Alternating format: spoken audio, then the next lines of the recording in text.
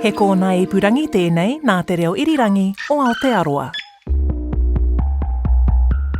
June 22nd, 1985.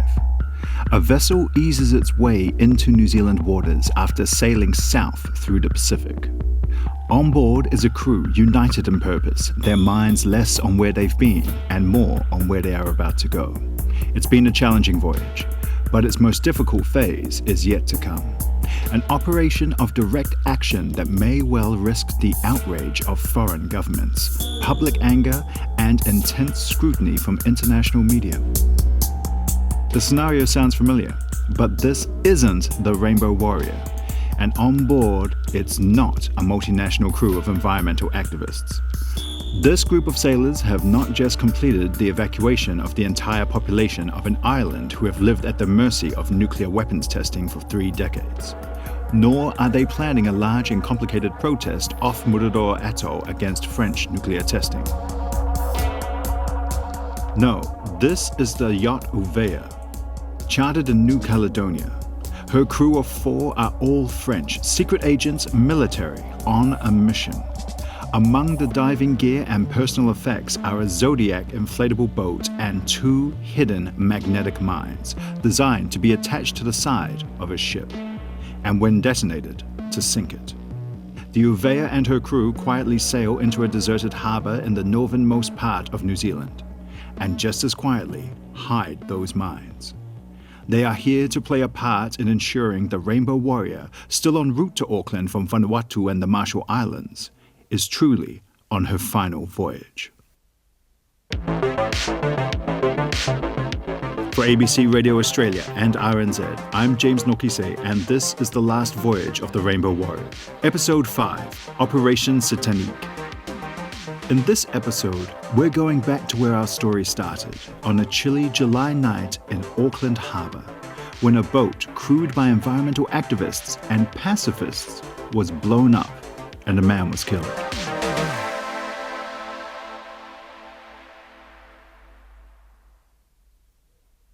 On the very same day the Uvea reaches New Zealand, a newlywed Swiss couple fly into Auckland from London. Their surname is Tourange. First names Sophie and Alain. That's what their passports say anyway.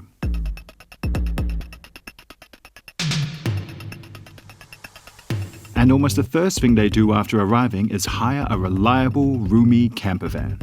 The next day, June 23rd, a man named Jean-Louis Domand lands at Auckland Airport.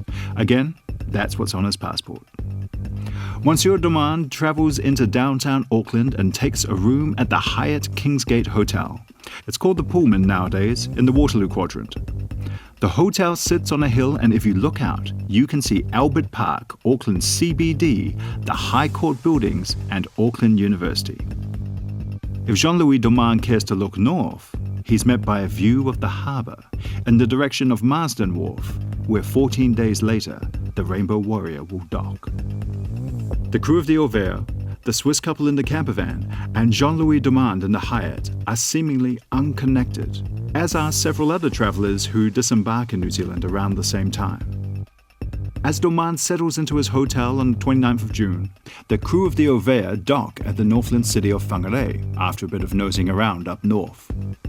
The 4 fit young Frenchmen aboard soon make themselves visible around town, buying meals, chatting up the local women, being rude about our wine. They tell locals they had chartered the yacht in New Caledonia, and she was named for Uvea Island, part of what the French call the Loyalty Islands province. The crew, Raymond Vauch, Eric Onjonc, Jean-Michel Berthelot, and Xavier Christian Menoguet, and surprise, surprise, these aren't the names printed on their passports either, tell locals they are here in New Zealand for a diving trip. Which is odd, it being midwinter. Just over a week later, on July the 7th, 1985, the Rainbow Warrior also makes a very visible arrival in New Zealand, sailing south down the Hauraki Gulf towards Auckland's Waitemata Harbour. Around her, a flotilla of friendly vessels flying rainbow flags accompany her to dock. She ties up at the Marsden Wharf at the water's edge of downtown Auckland. Waiting for her are the local branch of Greenpeace, who have been preparing for months.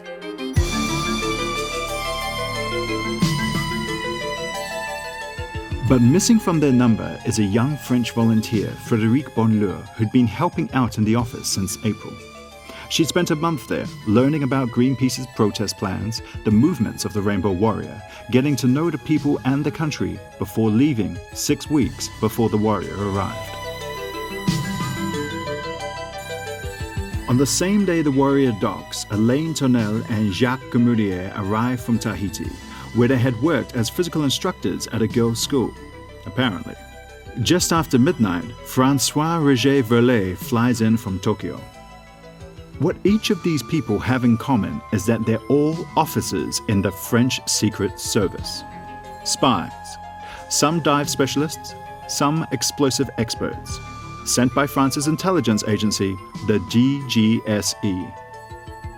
Everything is in place for Greenpeace and its planned protest mission to Mururo, but also for the far more shadowy mission going on in parallel, the one designed for one reason only: to ensure the Rainbow Warrior never gets anywhere near the testing site. Everyone is here. Everything is in place. 10th July, 1985. A birthday party, a celebration. A night filled with high expectations for the weeks ahead, with cake, talking, laughing, planning. It's late evening. About 14 people are on board, the crew of the Warrior and skippers from the other ships in the Peace Flotilla. There's also a young French visitor, calling himself François Verlet. He describes himself as a pacifist, offers his help with contacts in Tahiti, and as he leaves, wishes Steve Sawyer a happy birthday. "I hope you make it to Mururoa," he says. You know what happens next. An explosion. A second explosion. Captain Peter Wilcox orders everyone off the ship, and they huddle together on the dock watching it go down. The terrible realization hits them too late. Photographer Fernando Pereira was down below deck getting his photographs together after the first explosion. He didn't make it off the Warrior. Police arrive and take the crew to the station. Bunny McDiarmid, who'd been off the ship, arrived soon after. Martini Gautier, who was the first mate on board, called us at my parents' place, I think just near 2 or 3 o'clock in the morning, to tell us that what had happened and also that Fernando was missing. We got up and went straight down to the wharf, and it wasn't really until we saw the Warrior lying on his side against the wharf that we really believed or understood what had happened.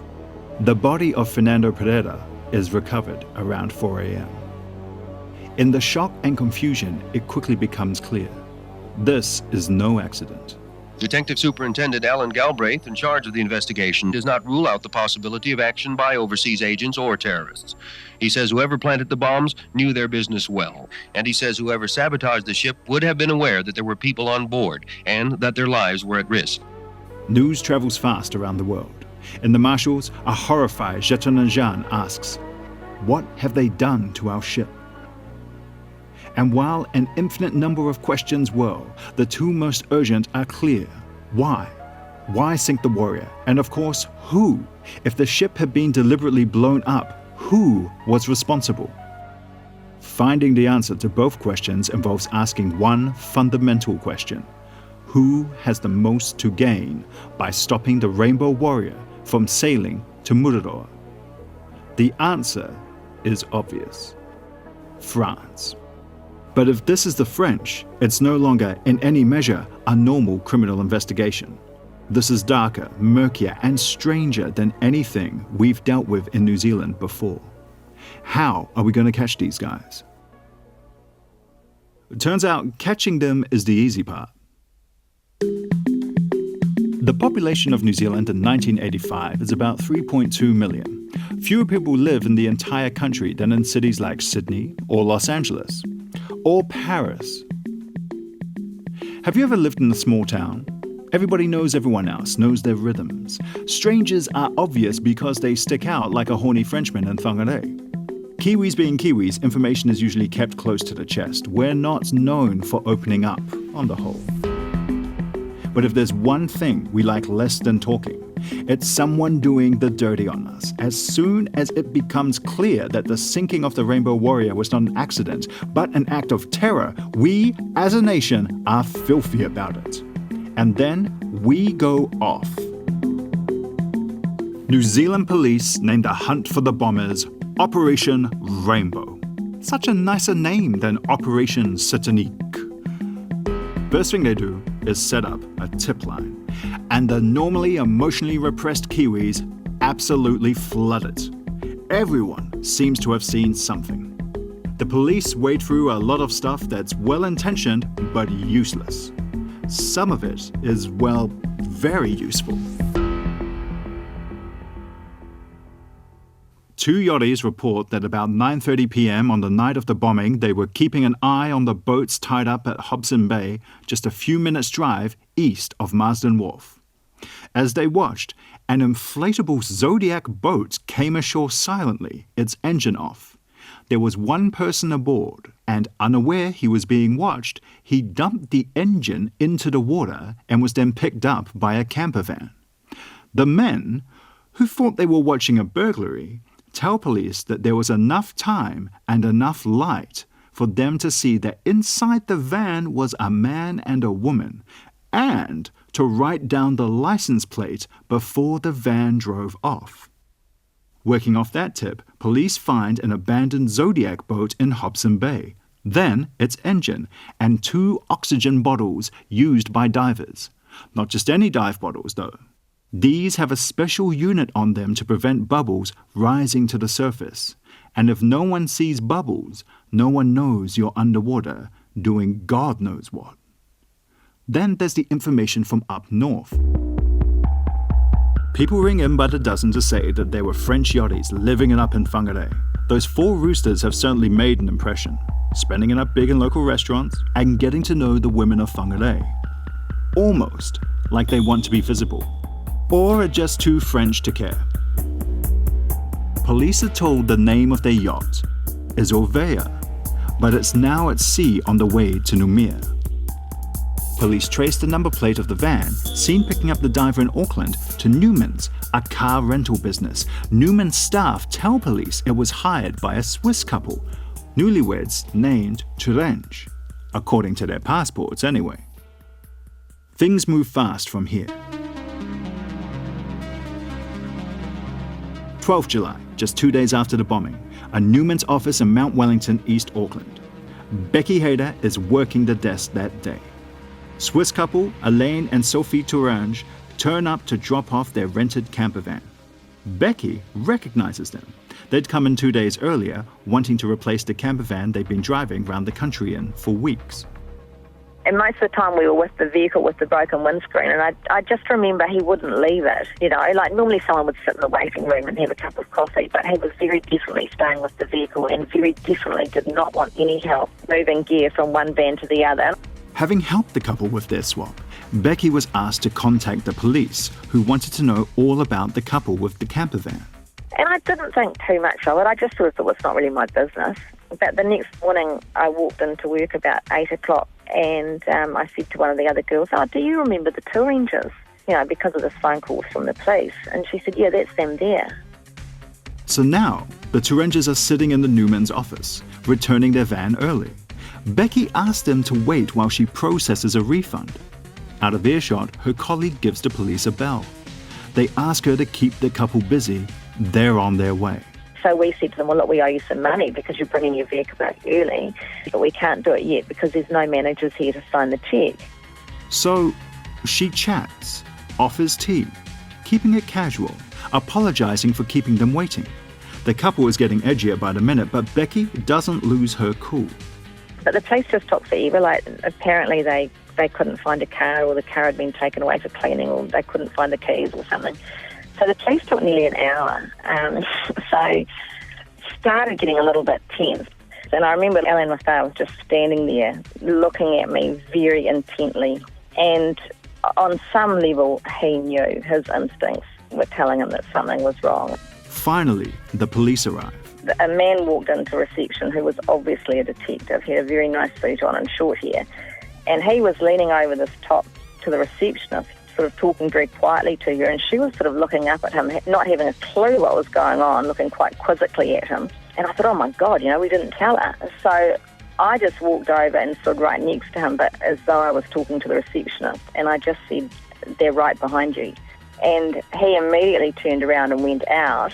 And so I went and stood behind the receptionist because I thought, I'm not going to miss out on this. And then the door opened, and a lot of it seemed like about 7 or 8 detectives walked in. It was probably only about 3 or 4, but in my memory, the room was just full of men in suits. And they just went over to Alain Maffar and Dominique Prieur, and they talked for a little while, and then they took them out. Becky Hayter has done a great job. Maybe the secret to her cool, calm work was the fact she hadn't yet connected the couple with the van to the bombing of the Rainbow Warrior. And then, some of the older people in the office who were sort of a bit more onto it said, oh my God, this must have something to do with that boat being blown up. So then we realised that, it was quite a big deal what we were sort of mixed up in. Did you catch the 2 names Becky used there? Alain Maffar and Dominique Prieur, not Elaine and Sophie Tourange. The first charges are laid by police in Operation Rainbow. The couple, a man and a woman, are appearing in court today on charges laid under the Immigration Act. The man in charge of Operation Rainbow, Detective Superintendent Alan Galbraith, alleges the couple's Swiss passports are irregular and says because of this they can't be certain of the couple's identities. The police know they didn't act alone and have the intel on those French sailors in Whangarei. So, just 2 days later, July 15th, a 9-strong New Zealand police team arrives on Norfolk Island. Norfolk's what's called an external Australian territory in the Pacific Ocean, halfway between New Zealand and New Caledonia. The Kiwi police are here to talk to the crew of the Ovea, which sailed out of Whangarei the night of the bombing. The officers don't get a lot out of the crew. One had already left for Singapore. They're able to carry out a close check of the yacht for traces of explosives. On board is a Newman's map of Auckland with fingerprints on it. But Australian law doesn't allow them to hold the crew any longer than 24 hours without an arrest or significant evidence. Cheers for that, Oz. So the Ovea is free to set sail the next day, 16th July. The crew say they're going to Noumea. And sure enough, the ship sets sail, the police powerless to stop them, but the yacht never gets to Noumea, nor do the men. The trail of baguette crumbs is leading in only one direction, but the French embassy in Wellington officially denies the country has had anything to do with the sinking of the Rainbow Warrior. The French government, says political counsellor Charles Montan, doesn't deal with its opponents in such ways. Yeah, right. But there's knowing something, and there's being able to prove it. Frustration is high, felt by the police and the public at large. Prime Minister Longi sums up the mood. From the best information I have, a knowledge of who did it, and I know from the best information I have why it was done. But let's be quite clear, that is different from having proof which can go to a court of law. Longi said 3 things about the bombing were clear. First, that it is well funded. Second, that it is meticulously planned. And then he said something that the Kiwi public doesn't feel quite right about. Third, that it was external in the sense that it is obviously nothing to do with New Zealand except as the venue. Yeah, true. But also, yeah, nah. How well planned or well funded can an operation be if it can be taken down by waiting for a refund in Mount Wellington? Whether we were just a venue for this violence or not, here in New Zealand, Kiwis take the bombing of the Rainbow Warrior very personally. But right now, our collective feelings take a backseat to the extraordinary speed of the investigation. On July 23rd, materials seized by police from the yacht Ovea are confirmed to be from the explosives used to blow up the Rainbow Warrior. And the fingerprints of Elaine Tourange, Alain Maffar, one half of the Swiss couple, are found on that Newman's map police took from the yacht. Clearly there's a link between the 4-strong group of French yachties living up in Whangarei and a supposed Swiss couple who wanted a refund on their hired camper van. With that key bit of evidence, Operation Rainbow moves into its next phase. The Swiss newlyweds, who everyone knows are not Swiss newlyweds, are recharged, and this time it's for more than dodgy passports. A man and a woman will appear in the Auckland District Court at 10 a.m. tomorrow morning. They will appear on charges of murder, arson, and conspiracy to commit arson. Mr. Galbraith said that the arson charges related to the damage to the ship Rainbow Warrior by means of explosives. Everyone now believes it was France what done it, but no one can prove the French government, led by President François Mitterrand, actually ordered the operation. And from France itself comes a tidal wave of la fautes, deliberately designed to deflect attention and blame. Some of it comes from French government PR sources, masquerading as independent French journalists, using their independent investigative skills to ask some hard-hitting questions. Maybe they muse. It was MI6, the CIA, or the South African Secret Service, or, the KGB. Aren't the crew all communists anyway? Why is it impossible that one of the crew blew up the Rainbow Warrior? That's the sort of thing communists do, isn't it? One newspaper even claims that if France had blown up the Rainbow Warrior, it was justifiable because it was in self-defense. Here's their argument. You'll enjoy this. Paris Match magazine publishes an article saying that Greenpeace was not planning to protest at Mururoa, but to invade it. The magazine says that part of the flotilla, a tug named Greenpeace, has a military-style landing craft on board. The crew of the tug had been planning to use the craft to recapture Mururoa Atoll by sending ashore ecologists and Polynesians. Ecologists and Polynesians. Heaven forbid. French President Mitterrand publicly condemned the bombing, calling it a criminal attack. If French agents are involved, he assures anyone who will listen, then there would be stern punishment. He also writes a letter to Prime Minister Longy offering France's full cooperation. But he probably didn't really mean it. By August 1985, some properly independent French journalists are asking France's political leaders tough questions, laying out the evidence that there is a case to be answered. Under pressure, the French government appointed an official called Bernard Tricot to investigate.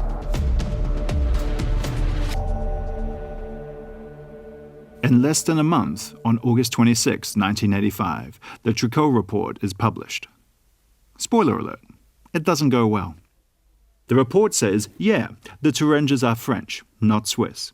Their real names are Commander Alain Maffard and Captain Dominique Prieur. And they're agents of the DGSE, France's Secret Service. And 3 of the crew of Voyage, who have now turned up in Paris but with different names? They're DGSE too, and the 4th was a doctor in the reserves. And Frédéric Bonlieu, the Greenpeace volunteer, her real name is Christine. Well, actually, Lieutenant Christine Carbon. And she's also DGSE. But they didn't blow up the Rainbow Warrior. Their job was to infiltrate Greenpeace, to observe, and to think up ways to counter the group's actions. So definitely none of these secret agents blew up Greenpeace's ship. And there's no evidence to suggest any of this was ordered at the highest levels of French government. No one, and I mean no one, believes Bernard Tricot's report. Even lots of French go, oui, non. One French newspaper goes with the headline, Tricot washes whiter. Prime Minister David Longy had the best line though, as usual. The Tricot report was not a whitewash, he said, because it's too transparent. Bernard Tricot later admits he may have been deceived by his sources. Meanwhile, the French government refuses to extradite the Voyage crew, who have turned up in France, back to New Zealand for questioning, which is what President Mitterrand must have meant when he pledged full cooperation. In September 1985, Le Monde, hardly a radical newspaper, publishes a story saying there was actually a 3rd team of agents in New Zealand, and the orders came from the top. Remember, it'd been just 4 months since the bombing, and Le Monde don't have all the information yet, but you'll see just how close they get to the full picture. First, there's the Voyage crew. They transported the Zodiac boat and the magnetic mines to New Zealand. Second, the Turengers, who aren't the Turengers, but Alain Maffat and Dominique Prieur, got the Zodiac and the mines to the dive crew, who Le Monde named as Jean Camas, alias Jacques Gamurier, and Jean-Luc Gister, alias Alain Tonal. They attached the mines to the hull of the Warrior. In charge of it all, from his vantage point in the Hyatt Hotel, was Jean-Louis Doman. His mum calls him Louis-Pierre Delay. His colleagues in the DGSE, they call him Colonel Delay. Delay, or perhaps another, we'll get to that, probably skippered the Zodiac with the divers on board. They attached mines to the Warrior around 8:30 p.m. during the planning meeting held by the skippers of the Peace Flotilla. The Turengers picked up the driver of the Zodiac and some of the gear in Hobson Bay, where they were seen at 9:30 p.m. and reported on. The teams disperse. The Turengers to their hotel, presumably. Francois Villet, the friendly visitor to the Warrior that night, flies out to Tokyo. The Ovea and her crew leave for Noumea. They scuttle the yacht after leaving Norfolk Island, and it's believed they're picked up in the middle of the ocean by a French Navy submarine and eventually go home to France.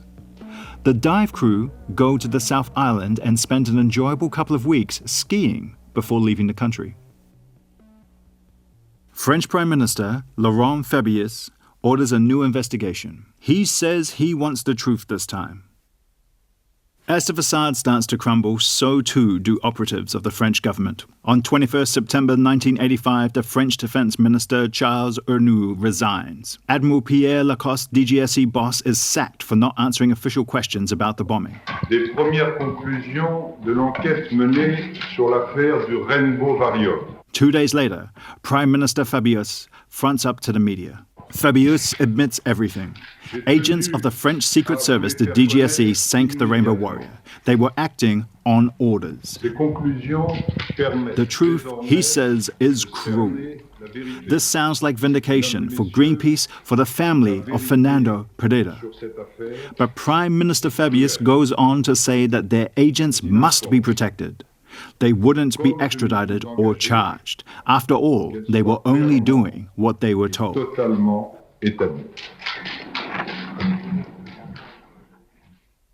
So, not really a victory at all, and certainly not for New Zealand, which was about to pay a long, painful, and humiliating price for being just the venue for an act of international terrorism. In November 1985, in front of TV crews from around the world, the criminal proceedings against Alain Maffat and Dominique Prieur begin in the Auckland High Court. New Zealand's never seen security like this around a court case. Electronic screening is installed for the duration of the hearing, with everyone having to go through a metal detector at the main door. If the alarm sounds, the person and their baggage will be searched before they're allowed to proceed any further. Everyone, including all counsel, will be screened in this way. Outside, closed-circuit TV cameras are focused on the building and spotlights are mounted along the roof. The man in charge, Chief Inspector Joe Dumble, won't elaborate much further, but admits the measures are unprecedented for this country. This isn't a full trial, but a preliminary case to establish if there's enough evidence to proceed with a criminal case. There's certainly enough drama. Prieur and Maffat have arrived paramilitary staff in a windowless van with bull bars that's never been seen before. 2 police cars escorted them with lights flashing. The van backed into a specially constructed area, watched over by an armed soldier, and the whole procedure was videotaped. About 50 cameras and television lenses tried to focus in on the couple and the cars, but it looks as if attempts to get photos of Prieur and Maffat were thwarted by high security gates. But almost as soon as it began, the drama's all over. There's been a sensation at the Rainbow Warrior court hearing in Auckland this morning, with the 2 French army officers admitting their involvement in the bombing and the death of one of the protest boat's crew members. The sensational move came after the Crown dropped the murder charges against them and substituted those charges with charges of manslaughter, which carries a much lesser penalty. The couple were formally identified in court for the first time as French Army officers, Captain Frédéric Prieur and Major Alain Maffard. They both formally pleaded guilty to charges of willfully damaging the ship, the Rainbow Warrior, by means of an explosive device. They also pleaded guilty to charges that they caused the death of crew member Fernando Pereira by an unlawful act, namely by willfully damaging the ship by means of explosive, and thereby committed manslaughter. The Solicitor General Paul Naser, who appeared in court, said that whatever larger question arose from the sinking of the Rainbow Warrior, the proceedings were concerned only with the criminal responsibility in New Zealand law of the two accused. He says the issue of prime importance was whether the Crown should seek to proceed with the charge of murder. He accepted that the evidence that was available and admissible could not establish that the two were personally responsible for placing the explosive devices on the Rainbow Warrior, nor that they had the intention anyone should be killed, nor that they had knowledge of where the explosives would be placed and that they'd be likely to cause death. The two, who have now admitted the charge of manslaughter, have been remanded for sentence. In a plea deal, Maffard and Prieur are sentenced to 10 years for manslaughter, which seems to most New Zealanders as kinda light in the circumstances. It is the first of a series of disappointments. David McTaggart from Greenpeace tries to be brave about it. I would say this was the first step of justice, but there's still a lot of other agents and the French government that should be responsible and should have been in court today. Almost immediately, there are calls inside France to get their agents home. Just days later, France increases the heat in these negotiations by calling for economic sanctions against New Zealand and, to a lesser extent, Australia, who had the temerity to support the Kiwis. In the new year, France comes good on its threat, banning the import of our fish, our canned kiwi fruit, frozen lamb, and bizarrely, lamb brains. Who knew? Geoffrey Palmer knew, that's who. This was an act of war on a friendly power. You can't go around bombing people's ships in harbours without being at war. In 1985, Palmer was New Zealand's Attorney General and Deputy PM. He's 82 now, still lecturing in law at Victoria University of Wellington with a formidable record of legislation and publications to his name. I'm in his office there. Palmer is friendly, enthusiastic, and with a halo of frizzy white hair. Despite this, I feel a bit like I did when I once studied law there. For all I think I know, this man knows much, much more. I made New Zealand's speech at the United Nations General Assembly objecting to the behaviour of France in a pretty downright manner. In 1985, it was his job to take to the international stage to demand that the French be held to account. I started negotiations about this whole matter with the French Foreign Minister, Dr. Dumas, who was at the General Assembly at the same time. But these negotiations are very, very tough. France won't make a move until her agents are returned.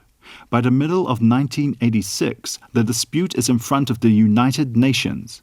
David Lange, as Prime Minister, had been eloquent and forceful in putting New Zealand's case to the public, at home and abroad. We had also a lot of public support. And that was critical. The efforts to dislodge the public from us were on this issue a lamentable failure. Publicly, yes, there was support among the people.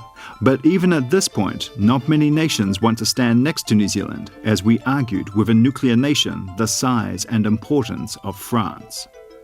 New Zealand's traditional friends and allies, the United Kingdom and the United States, rally away from her.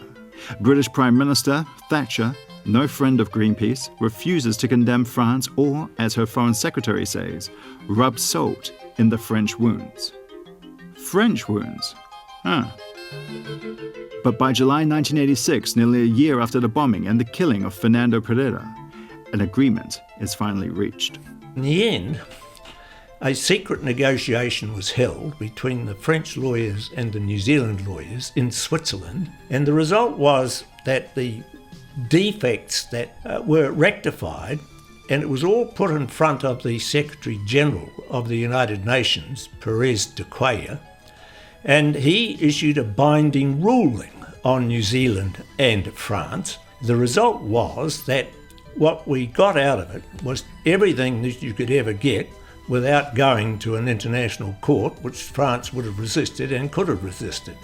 France will apologise to New Zealand and also pay it $13 million in compensation. Mafar and Prieur will be transferred to Howell Atoll, a French military base in the Pacific, to serve a minimum 3 years of their original 10-year sentence. By a happy coincidence, Prieur's husband, Joel, is soon made head of security there. Yeah. In June 1987, New Zealand feels slightly better about the whole thing when it humiliates the French rugby team in the final of the World Cup. The venue? Auckland, New Zealand. But then, the French, having agreed to keeping the French prisoners in detention, let them out. That's right. The agents are set free. It seems that Alain Mafar has a mysterious stomach ailment and will be transferred off Howe back to France to have it treated. The French won't provide any details, but trust them, the condition cannot be dealt with on Howe. David Longy says the agent should come to New Zealand to be treated. After all, he says, they're clearly not travel shy. And 6 months later, the Prieurs get to go home too. Dominique is pregnant and her father is suffering from cancer. Both Mafar and Prieur are given a hero's welcome in France, plus medals and promotions because justice or something. Mafar makes a full recovery from his tummy ailment. Thank goodness. Neither he nor Prieur ever returned to Howe Atoll.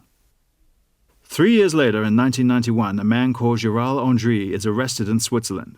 He had been known in New Zealand as Eric Andronc, one of the hyper-French crew of the Auvergne.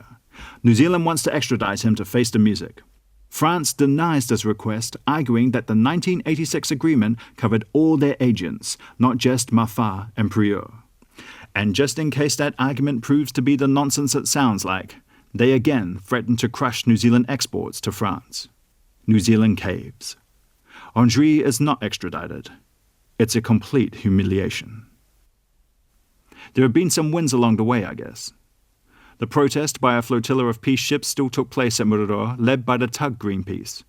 No environmentalists, all Polynesians, invaded the atoll. You're welcome. Although the tests go ahead, public sympathy in New Zealand swings behind Greenpeace even more strongly and keep the threats caused by nuclear testing front of mind for Kiwis. By the end of 1986, a full 90% of New Zealanders support banning nuclear ships. Even more support banning the French. South Pacific nations are close to agreement on a formal treaty declaring the South Pacific a nuclear-free zone. The Treaty of Rarotonga is signed that year too.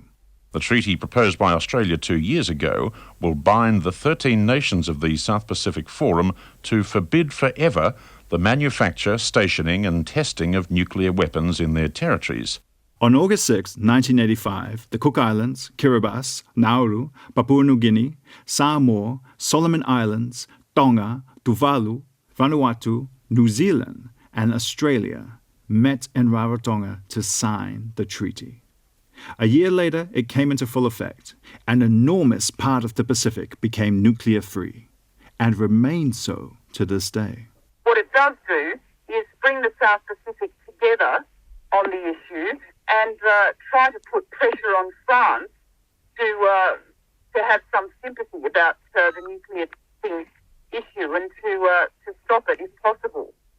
11 years later, in 1996, the United Kingdom signed the treaty.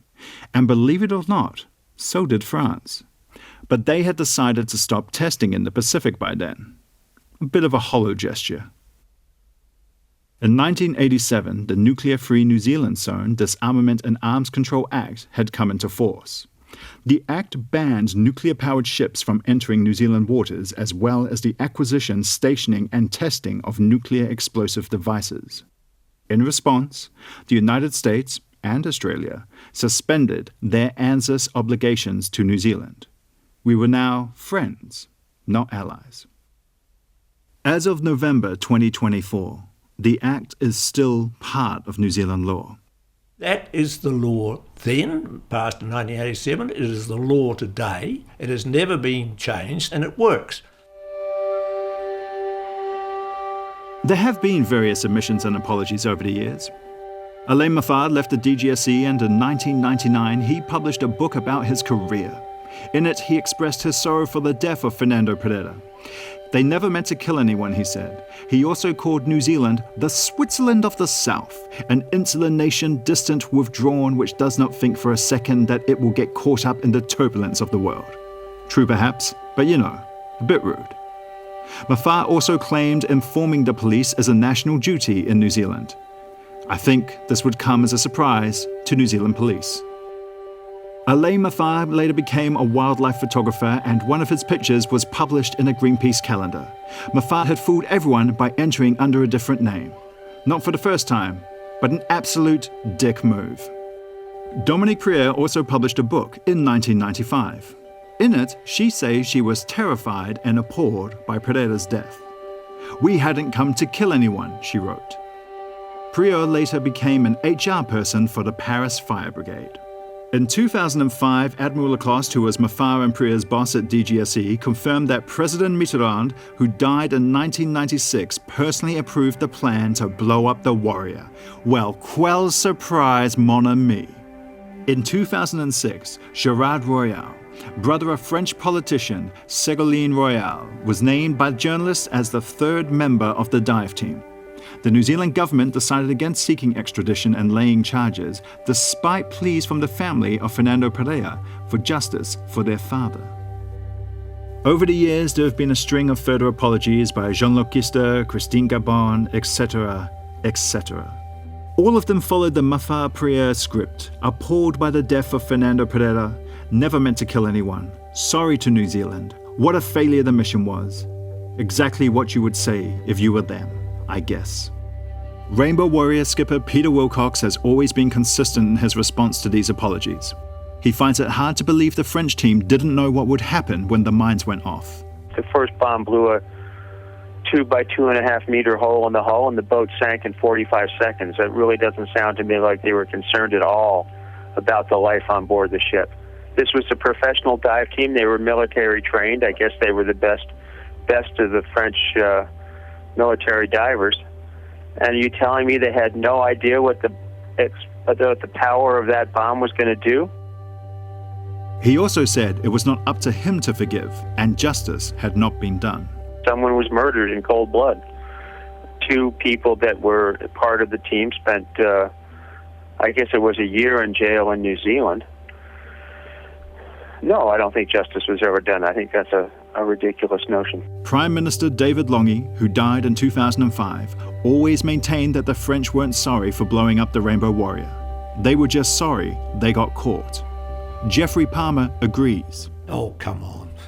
If you're going to mine a ship, do you think it's going to sink or not? Any sensible analysis would not have suggested to France that they should have done this.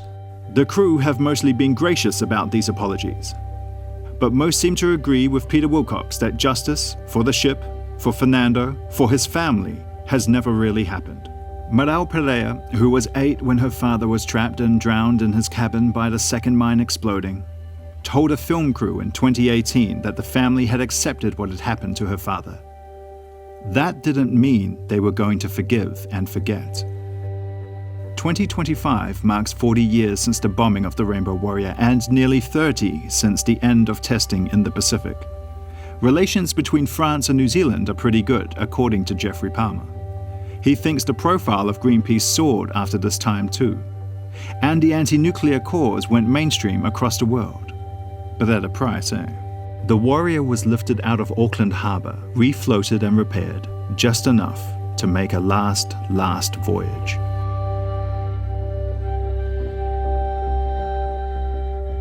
On July 16, 1986, the patched-up old Warrior was towed to Matori Bay, nearly 300 kilometers north of Auckland on the east coast of Northland.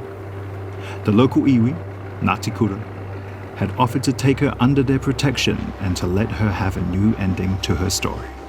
On another winter's day, with a flotilla of boats all around her, the Rainbow Warrior was sunk once more, this time gently and with love, to create an artificial reef for fish and a site for divers to visit. On the tip of the bay above her, there's a memorial by sculptor Chris Booth. In the center, facing east towards the rising sun, is the ship's propeller. Around it is an arc of rocks in the shape of a rainbow.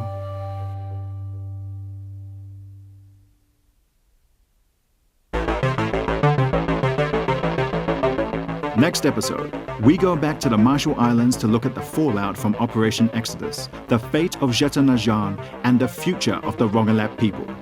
That's in the finale of The Last Voyage of the Rainbow Warrior.